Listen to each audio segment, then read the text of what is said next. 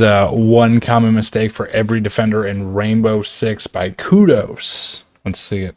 See how accurate it is, honestly. Doing well. This is one mistake for every defender in Rainbow Six We'll see. Siege. Now, This is Rainbow 8 Six months Siege is old. an extremely Alright. deep game which has a lot to learn. And the best way to learn at this game is by failing. So that is why I'm going to be showcasing one mistake you're making for every defender, so you're able to fix them and get the most out of your operators. Every operator will have a timestamp, meaning you can skip to your favorite operator. However, I recommend watching the whole video. As well as this, if you do going to enjoy, be sure to subscribe since we are trying to hit 100k by the end of the year. I think he did get 100k. And maybe a didn't he? comment since it does help with the algorithm and it is appreciated greatly. And without further ado, Go let's subscribe get to into him the video. Now let's start off with the if you like the video. Fenrir. He is arguably one of the greatest operators we've ever received in this game. He has an extremely strong loadout, and as well as this, his gadget is basically he's like alright. pre-nerf Mozy but stronger. Mozy when she first came out was extremely overpowered, but what Mozy does is she slows you down and gives away your position. You can still see the enemies coming at you. However, what Fenrir does, not only does it block off your sight, but it also alerts the enemies that you are there. Whilst you are blinded by Fenrir's gadget, the chance of you being able to successfully fight back is extremely slim. This makes Fenrir one of the strongest defenders at the moment. Now, the main way of clearing Fenrir's gadget is by I've never seen somebody as well as use Brava can hack Fenrir them, like which that. Zero can destroy ones which are activated. So what I've seen a lot of people doing is trying to hide their Fenrir gadgets in places attackers won't be able to see to hopefully catch them off guard. But in doing 8 so, months ago, so they're keep it in making mind. a lot of their Yeah. Fenrir gadgets basically useless. That is because Fenrir only activates out the front of his gadget. People will start trying to hide his gadget inside objects, but since there's objects I've around never the done open that. gadget, that will be blocking a lot of the activation. For example, I've seen some people giving out tips like on Chalet, if you put it inside the washing machine, people that walk past will be caught in it. And that is true. Gotcha. It will give away their position, but they'll only be caught for a few seconds, and you're not getting the full effect out of this gadget. That is because a lot of the area around this open gadget is being blocked by the object. So you have to be really smart where you're placing your Fenrir gadget, and you have to remember that a lot of the environment around the placement of the gadget will block the gadget from actually activating. And when it does activate, sometimes it will only activate for a second, the attacker will get a very short effect, and you won't really get much out of it. Considering Damn, how that strong peak was Fenrir insane. currently is, you won't What be the getting hell? the full effect and properly blinding the operators, especially when they go to take a gunfight. So yes, keep trying to think outside the box of where you're going to place your Fenrir gadgets, but just keep in mind that objects will block it, and sometimes you're putting them in places which are basically useless. Next up, we have Solace, and this might come as a surprise to a lot of people, but when you play Solace, you have to be a bit selfish in the prep phase and simply don't set up the bomb site. Just go on your microphone and say to your team, look, I'm playing Solace, I need you guys to set up site, I'm going to go hunt drones. Solace is possibly the only defender in the game that shouldn't set up site. Solace Yeah, works it should best have in the prep missed. phase because What? that's when attackers are Was restricted way to over using that their drones. Amaru's In head. the normal action phase and the attackers set up a drone and know there's a You Solace, cooked they'll quickly in hop Siege on the with camera, Pizza? meaning that Yeah, I it think will Pizza appear told on me about Solace's that. scanner. But since attackers can't do that in the prep phase, that means their drones will be seen at all times. So attackers either have to keep one of their drones in spawn, so the whole team has to sit on that, or they have to put them in the building and Solace can get them in the prep phase. Because attackers are so restricted in the prep phase, that 8 is months why ago. Solace Yeah. must hunt Well, down it all still these happens drones, 'cause today, you're I know taking that. a lot of utility away from the attackers before the round has officially started. When you spawn in, don't start reinforcing the wall, start hunting down those attackers' drones, because a lot Bro, of the what time was- that will be more valuable than setting What are up a these bomb dudes site. doing? Next up, we have a Zami, and something I see a lot of Zami players do is in the prep phase, they'll start placing their Kiba back. Not him, the guy he shot. Please don't do that. This early into the round, you are only harming your team when you do that, Yeah, for and real. you're basically wasting a Super Kiba. annoying. If there's 30 seconds left on the round and attackers are pushing the bomb site, yes, do Nice. the doorways, slow down their push, give away their position. Yeah. But if you're going to use them on doorways, especially early in the round, then place them at the top of the doorway. This means that your teammate defenders, if Yeah, they it's want to more come back to beneficial site or that get way. through these doorways, can do so by crouching through. But this also means that attackers will have to do this as well. If they want to run through the door, then they will have to break the Kiba barrier, giving away their position, or they can Right. try crouch through the doorway, which will put them at a disadvantage, since you could then get a lot of one-way angles on them. And as well as this just limits the amount of movement they can have, since they can't sprint through a doorway and run to cover. They're going to have Although to crouch they're through, probably or they're gonna start ash it or hunting the Kiba whatever, barrier. but Next it up, we still have Thorn. gives Now, away their recently, she's got position. the 1.5 times scope, which means a lot of people are playing her just for her weapon. But I we're going like to be Thorn. focusing on the gadget because I don't think this 1.5 Yeah, let's see will this. last. And the core issue as to why Thorn is underperforming is because of her gadget. It was never because of her gun. That buff was simply just a band-aid buff and didn't address the real issue. The big Okay. issue I see a lot of Thorn players do is they'll try and play her like Capcan. Place a razor blade Bloom on a doorway and hope for a free kill. I don't do Rather, that. you should use her gadget to disperse the location of attackers. Let's say, for example, you put a Thorn trap in the default plan on CCTV cache on Clubhouse. Yeah, don't put it right there, but I put it relatively close to that area there. Default plan spot. The attacker runs in to go for a plant, and then they detonate the Razor Bloom. That means now they're going to have to either A, get off the planting animation and shoot the Razor Bloom so they don't die, or B, completely move out of their cover, exposing their body. Exactly. You may not get a kill from this, but you're slowing down the planting process. Exactly. In this time, your teammate could be repositioning, an Echo Drone may finally be reaching this location, a Nitro Cell may be finally thrown. Now, a lot of people will say, can't Legion, Ella, other operators do this better? Potentially. That's why I think maybe they should look into buffing Thorn's gadget instead of her weapon. Next up, we have Thunderbird, and something I think a lot of people forget is the fact that Thunderbird also heals the attacking Great gun. Make sure you place Kona stations in places where Kona it's the most stations, accessible for defenders and the least accessible for attackers. I think they got buffed though, so they're doing alright. In a 1v1 situation, and one of the attackers pushed up white stairs. This attacker was pretty weak, but then the moment they reached top white, they got healed because there was a Kona station there. I wouldn't really recommend putting Kona stations on entry points, because especially when attackers start to take sight, they're just going to be gifted with a free heal the moment they step in the wrong just put it on places that Kona stations, you're going to be holding Next down. up, we have Aruni. Now, Aruni is one of my most favorite defenders in the game, and her gadget is great. I like Aruni. I've been using her more lately. Hatches as well as walls. And a mistake I see a lot of people doing is that they'll just dedicate a bunch of her gates to a very common breach point. One of these is on Canal top floor breach. I've seen people dedicate 2 out of the 3 barriers to these walls, and I never don't really do that. understand why people are doing this. Even when attackers breach this wall, they can't plant in that room. They still have to go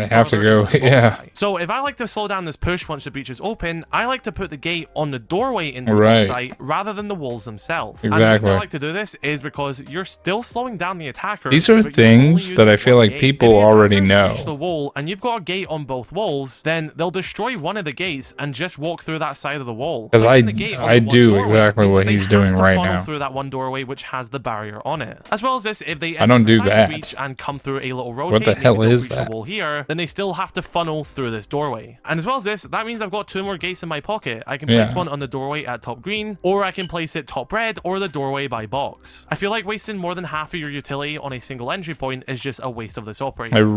Funnel them into the one doorway. Don't waste 2 on one wall. Next up, we have Mozy, and this one is pretty simple. Stop placing your gadget at head level. When you're an attacker and a defender, most of the time you should be aiming at head level or at least upper torso when you're walking around the map. That is factually correct, because if an enemy comes into your line of sight, then you're more likely to hit them if you're aiming at their level rather than staring at your feet. So let's make clearing Mozy Banshees more inconvenient for the attacker. The Capcan tip I knew when I started playing.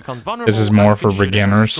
If you have this placed on the floor, that means the attacker has to look down to shoot this Banshee. Whilst this attacker is looking down, they can get caught by surprise and be taken out by a defender. Now let's imagine that you have this Banshee. But if you got the one to the right, defender, swing this angle just also at head level. The attacker is going to have a much easier time readjusting to you and taking you out. It's the same reason as to why the higher the rank you are, the more likely you are to stand in the frost mat. I didn't make that up. That is statistically true. Diamonds and champions are more likely to stand in frost mats than low ranks. That is because diamonds and champions more of the time are looking at head level and not looking at the floor. So use this logic with Mozy, place it on the floor, divert their attention, and then take them out. Now a mistake I see a lot of Oryx players doing is rank players are that's crazy. Which they are going to use. If I mean, I could see it though. And I knew we it makes sense. Office and initiation. They're trying to go for shots. They're not paying attention late round rotate. to the floor. A lot of Oryx players also just forget that they can climb hatches. You can have an effective roam as Oryx and then safely return to site, avoiding claymores, air jabs, track stingers. A lot of the time, you'll see a lot of Oryxes basically just try and never use this character, such as them, and this get operator off on their never flank back to site. You're way Oryx, more useful why? Oryx if you have a successful roam, then successfully get back to the bomb site and then basically become an anchor for the last 30 seconds. Don't get picked trying to fight with an air jab across the map.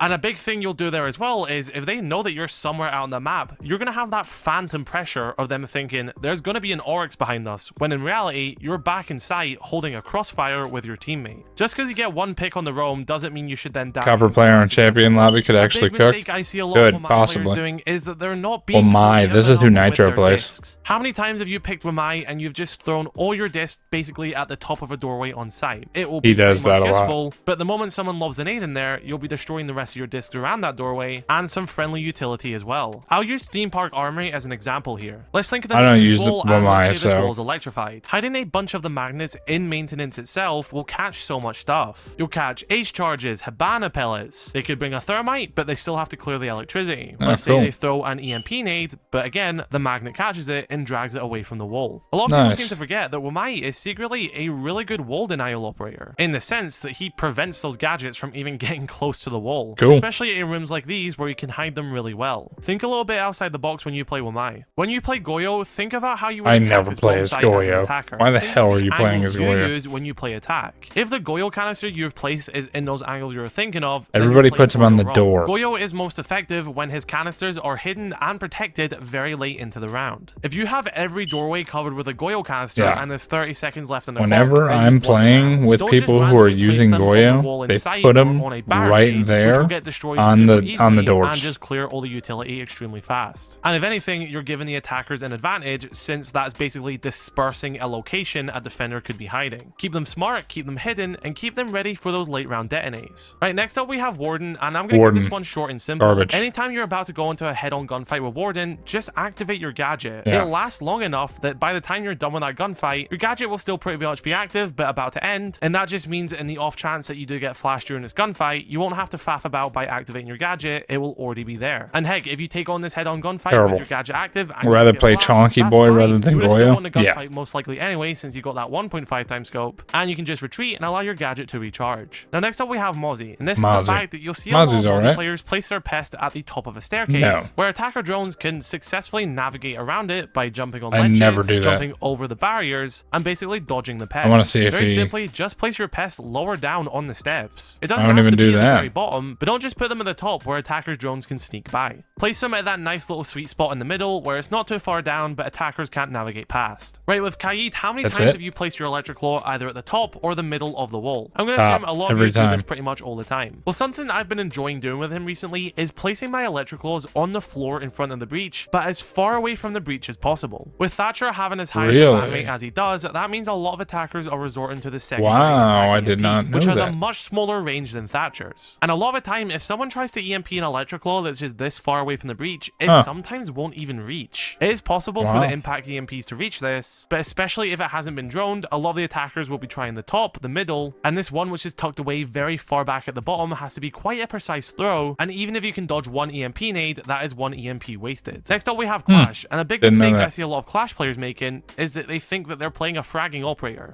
Or they're using Clash. Make rotates, head holes, lines of sight. Stop playing as Clash. Place down your gadget. That's what the problem is right there. Your entire purpose as Clash is to help your teammates. No. You're not there to get kills. Go play Call of Duty if you want to go get frags all the time and you only want to get kills. Stop playing as Clash. You're not getting kills. You're helping Super your annoying. Get kills. You're giving your teammates info, live info. You're slowing down attackers. Unless you're in that really bad pinch where you have to hopefully try and get some kills by switching to your secondary, you should be keeping that shield in front of your face. They'll just sit there and shock you to death for the entire round. Maestro is an operator who, for a lack of better terms, has just great. gotten worse as the game has went on. Originally, when he came out, the only way to counter him was with Ash charges, Zofia Can't charges, do this anymore. Well, you can, grenades. Thatcher's EMP would it's also tough. disable it, it wouldn't destroy it, and it would come back online. And other than that, unless he opened up the screen, they tried to nerf it. He was a force to be reckoned with. But nowadays, a lot of the attackers have the Gon 6, which can destroy evil eyes pretty easily. You can block the vision of an evil eye now by simply punching the glass. This is a nerf that came a few years ago alongside the same thing from Mera. EMP nades are widely available on attack now, so you can just throw it at the evil eye, it will open up a little bit and you can destroy it. And as well as this, Brava can completely hack it and make it an attacker's gadget. That's true. So honestly, I hate nowadays, that. Maestro has become a lot harder to play. So I guess the mistake a lot of people are making with Maestro is that they're just placing their gadget in locations where it's easy to punch, easy to get hold of as Brava, since Brava can get around, you know, mute jammers, Mozy Pest, since their pick rate is so high. You kind of just gotta tuck away Maestro's evil eyes deep into sight, which then again, you don't get the most use out of. And I guess that is my tip for you. Just try and hide them as much as possible. I do. I don't really have Well, much to give for sometimes. Maestro because Depends on what it at a is. certain point in time, he's kind of weak. And I hate to admit he's that. alright. This next one is for Alibi, and it's pretty funny because people are still throwing Alibi prismas outside, believing that it's still going to appear as an operator running outside for the attacking team. I'm sorry if this is going to burst some people's bubbles, but Alibi prismas don't get pinged outside anymore. No, they don't. removed that ages ago. It was a pretty dumb feature, if we're going to be honest. If attackers shoot this prisma whilst it's outside, they can still be pinged, but it won't be detected as an outside operator. So keep your prismas in the building. There's not much use throwing them outside. Now, the mistake I see a lot of people make for Vigil is a mistake I make myself, and that is the fact you'll just randomly start full sprinting when you have your gadget active. Now in the latest patch note, they did change this a little bit. Before, it would completely deactivate your gadget if you started to sprint, and now you will show up as a blur on cameras. So it is a little bit stronger than it was before. However, you are still pretty much giving away your position if you're sprinting with Vigil gadget. So if you're playing Vigil, just make sure maybe you're in full sprint. If you are trying to stay hidden from you drones, can hear them. try and refrain from movements such as vaulting. If there's a wall in front of you and you can walk around it, walk around it. Because if you vault, you'll show up as a blur on the cameras and attackers will be able to know where you are. Now, Ela is a very easy operator to understand, and a big mistake you can make with Ela is just not acting off your Gersmot mine. When you get concussed by these mines, it does put you at a pretty big disadvantage. So if you're playing close to your mines as Ela, play off them, swing the operator the moment they are concussed. You can play a more passive playstyle as well, but unless those gadgets are deep in the bomb site, and I mean, I usually have somebody watching over them, so that makes sense. Attacker's hitting them and no one's acting off that, then that is kind of just a wasted element. Now, a big mistake you'll see a lot of Legion players do. Okay, let's hear this. Place their goo mines far enough away. And what I mean by this, they'll place them in places which by the time an attacker stands in it, that attacker is already in good enough a position to take out a defender. Not only does Legion cause damage to an attacker and slow them down, it also gives away their position. If you're playing on Clubhouse CCTV cache and you have one of these traps on red stairs, if Legion places the goo mine at the top of the staircase or near enough to the top, the attacker will hit it when they reach the top of the stairs, but the attacker is already at the top of the stairs. That means that it can maybe take someone by surprise who is by rotate or who is by breach. That's a failure. But you can do the goo mine should be far enough down on the staircase that the defenders are getting alerted of so you put one at the bottom and then before one the attacker even gets an angle on them. Not where he put it, but a little bit further up over there. Pushes up the stairs to the right. Kill. At least defenders will have enough time to be warned, get in position, and be ready for this attacker. You want to give your teammates and you as a player as much warning as possible, and put that. But sometimes they just run right through them. Next up, we have They'll Mirror, do another one. and I don't understand why people in 2023 Rainbow Six Siege are placing mirror windows on external breaches. I know, you may right? find this surprising, but people still do this. This isn't early mirror anymore. Before, you could place a mirror window on one of these external breaches, and it could be relatively successful. That is because a bullet or a twitch drone to the canister was pretty much the only way to clear a mirror window. Nowadays, you can simply just punch a mirror window, and the moment an attacker gets to this breach, they can now just break the window by punching. Are you kidding me? Who are you fighting?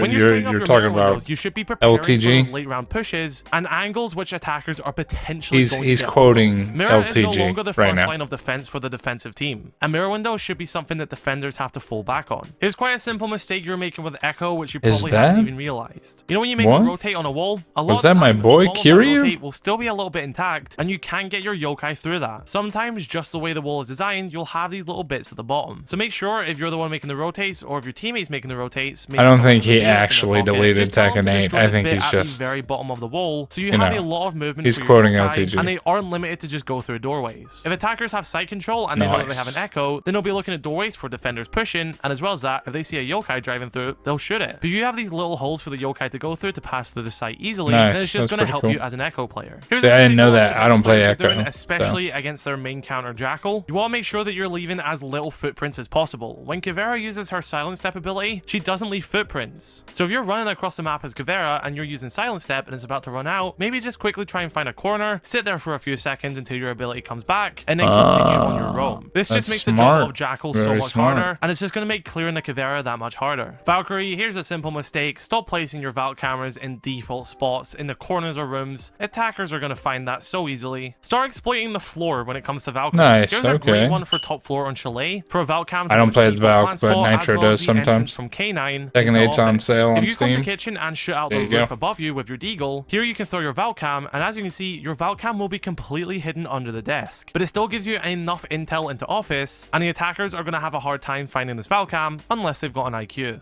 Here's a mistake a lot of Frost players are doing. They'll place their Frost mats on windows, which attackers can easily go on a vertical rappel on and just destroy the Frost mats. For example, on both of the windows in stock on the map bank, attackers can easily just go on a vertical rappel here. Nobody does, but they absolutely can. So just be a bit more conscious about which windows you're placing Frost mats on, but also keep in mind, I had it when it first came out, man. Is going to be smart enough to go on a vertical rappel to destroy a Frost mat. Now, this one from Mute is quite similar to Solace. However, you should still be setting up the bomb site with Mute, but you should be prioritizing your your gadget first. And you want to get those Okay. mute jammers Yep, down I on already site know doorways that. as Yep. fast as possible. Yep. That means in the prep phase alone, attackers are going to have So little common intel on what sense. defenders, especially anchors, are in sight, and as well as that, what setup they are going to expect. This is how I do it when I play top floor in Oregon. The moment I spawn in, I place a mute jammer on top white, then I head over to the door into trophy and place a mute jammer there. And then also start to place mute jammers in trophy as well as master. So that means in the first few seconds of the round itself, attackers can't even get their drones near the bomb site. And after I've done this, I just go straight to making rotates, reinforcing walls, and setting up the bomb site. I don't know. The less I the have to attackers look. know, the better. Now, a mistake I see a lot of smoke players do is they won't realize how smoke mechanics work in this game. A lot of the time, they'll expose their whole body just to throw a smoke canister. That doesn't have to be the case. Use the top of reinforced walls and throw them over there. Even if it sticks to the roof, the smoke will still disperse in that room and hit the attackers. It's not worth losing smoke, a very good operator to have in the final moments of the round. Dying to an angle, he doesn't necessarily have to peek. Now, Very cool. Castle is an amazing I don't use operator, smoke, but that's a people good do idea. make mistakes with him, and a big mistake they do is they'll just castle off the site, castle ruin a out lot of line of sight for your everything. teammates as well as rotations. I hate Think when about what you're people play placing your castle castle. barricades and Super how it's going to annoying. be helpful for your team. Like, For stop example, let's take a look castling at Border. everyone Rather onto than just site. randomly castling everything off, we can extend to waiting room, castle off a certain angle, make an extend into the bomb site itself, and this leaves attackers in quite a weird position because then defenders I can can't extend rotate. to a I position can't where they move, shouldn't really 'cause extend from before, castle. and it's just going to cause more work for the attackers, and they'll potentially get picked from angles they were not expecting. A big mistake a lot of Pulse players will do is that they'll just use his scanner for himself and hopefully try and pick out the nitrocell. Use your microphone. Tell your teammates where the enemies are pushing from. Yes, you can be useful for that late round plant, but the moment attackers know that you're a Pulse, they'll just plant on a hard surface or they'll stand on top of a bed, and your nitrocell won't be able to hit them. You can have way more use with Pulse throughout the round if you're actually assisting your teammate with the scanner rather than hoping to go for a hero play 2.5 minutes later. A big mistake You a mean lot like of dog what you players will just did do right there? is that they'll just keep stimming What you mean, themselves bro? every single time they've been shot. If you've lost 10 HP from getting shot as a dog player, don't waste a stim on yourself. That could go to yourself when you have even more health lost, or to one of your friendly defenders who are on 10 HP and need that stim. If you're going to heal yourself, just think, am I actually worth using this stim right now? Or am I just healing for the sake of it? The biggest mistake you can do as a Rook player is just not placing your armor. Yeah, no. This is your one job. Place it at the beginning Last of the round. guy, so Roamers have yeah, to but go that would be a outside hero site. If play. you have a Solace on your Are we team, like I wrong? was saying, she has to go hunt those drones. Make sure that Rook armor is ready for her so she can just leave sight. If you're playing Rook, get ready just to hold that button down which deploys your gadget and do it as fast as possible. That's how you end up in situations where there'll just be one or two Rook armors sitting randomly I in the middle of the know. site. When you're playing Super Jaeger, keep dumb. in mind the gadgets which are around you. For example, if your Alright. teammate has a deployable shield placed and you're going to be playing off that deployable shield, then make sure that your ADS is in front of that shield. You want the ADS to be the first point of contact for any projectile which is thrown at you. If a gun 6 has shot at the shield, then you want that ADS to catch it first. I know this is pretty simple, but the amount of times I've seen people place ADSs behind Kiba barriers or shields is actually mind-blowing. Next up we have Bandit. Very simple mistake. Don't place both of your Bandit batteries in the middle of the walls I where they gotcha. meet. So what I mean by that, try and place the Bandit batteries as far apart no, as possible. he had a Especially with teammate EMP alive on secondaries that, being as bro. popular as they are. If It you was a place them right 2v1. beside each other, then one EMP is going to get it. You want to put them as far apart and just make the job for the attacker harder. Now, Tanka is quite a hard operator to use. He Tanka. just has never found his place even after the rework. And a mistake you can make with Tanka is just not taking advantage of how his gadget works. The projectiles bounce a lot off of doorways. That means that you can flame off a lot of locations without exposing Do you your know how body. many No need to people get up close and use personal. You Tanka can and do it from actually afar do and make this? use of this fun It's mechanic. crazy. And finally, a mistake you can make with Capcan is Capcan. placing them at head level. Don't do that. Why do Place them at feet people level. do Think that? of the I've same thing I never said about seen Malusi. people- You want attackers to be looking down. That's when I you'll see catch it them by surprise, and mid-level. it just puts them I in a see more it vulnerable position. bottom And as floor well as this, level. they're more likely to see a trap which is at head level. And so everyone, that I was never one see him mistake put for it every at- defender in Rainbow Six Ah, Siege. Be sure like to let me know your head. thoughts in the comment section below and drop a like on this video if you did enjoy. Be sure to drop a comment, it helps with the algorithm, and subscribe if you're new. And let me know Subscribe some if you're a mistakes you see a nerd. lot of people making as well. Have an incredible rest of your day.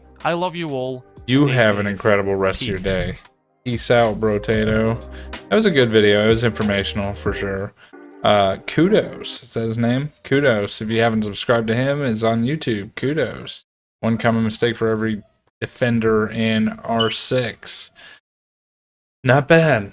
Pretty good. I don't use a lot of them, but the ones that I did, I'm already doing exactly what I'm supposed to be doing. So, I mean, I didn't learn anything for myself, but I learned things to tell my partners, which is good. If I do decide to get back on the game, because it's been a minute since I played Siege.